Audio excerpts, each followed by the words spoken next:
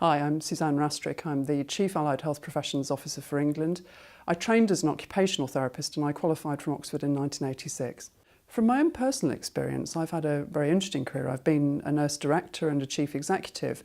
I think it's always being open to other opportunities, it's connecting to other colleagues outside of your own professional background and really befriending, for example, the nurse executive director or some of the nursing team, and really finding those other opportunities because quite often they don't come to you directly. I've just come from a meeting where a general practitioner talked about allied health professionals on 4 separate occasions at a national meeting. And even, say, 10 years ago, we wouldn't have seen that. So in terms of the demand for the professions that I represent, it's really there, and colleagues really understand the benefits that allied health professionals can bring to our patients. There's a whole variety of different settings that we can now consider as allied health professionals.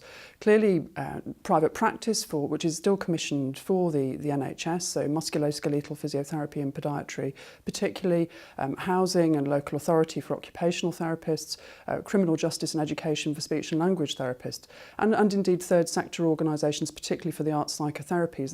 The opportunities are absolutely limitless. We are the authors of our own fortune, and that's the thing I've found in my career is quite often you can persuade people to really fulfil different job descriptions than they'd thought about through conversations and persistence. In terms of allied health in general, I mean, there are 14 very different professions, but what I see as a commonality across all of them is that ability to be really interesting, practical problem solving.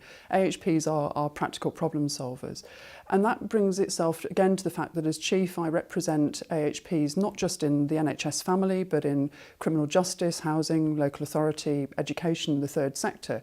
So in terms of AHP careers, it's that practical problem solving that can actually serve our citizens in a whole range of different environments. Through AHPs into Action, that was very much developed through crowdsourcing, so a social movement. We used a digital online platform to enable AHPs for the first time ever in Western Europe to contribute to a national policy. And the work that we're doing in Health Education England around leadership and careers is really continuing that social movement to really engender confidence and support for AHPs in terms of thinking about their careers and absolutely that the world is their oyster. For those of you who are at the middle stage of your career and thinking about doing something different, not quite sure what to do, I guess there are 2 bits of advice from me. One, if you've got the time, and the second one, always. So the first one is that I would say is really try something different. Always think about other opportunities. Never turn things down. If somebody says to you, try this, don't think, can't do that. Really give it a go. And the second thing is, if you've got the time, is trying to do something outside of the NHS or care. I became a non-executive director in the housing sector in my mid-20s, and that's proved invaluable throughout my career. In the future, I think roles for AHPs are limitless across a whole variety of sectors, not just in the NHS but elsewhere.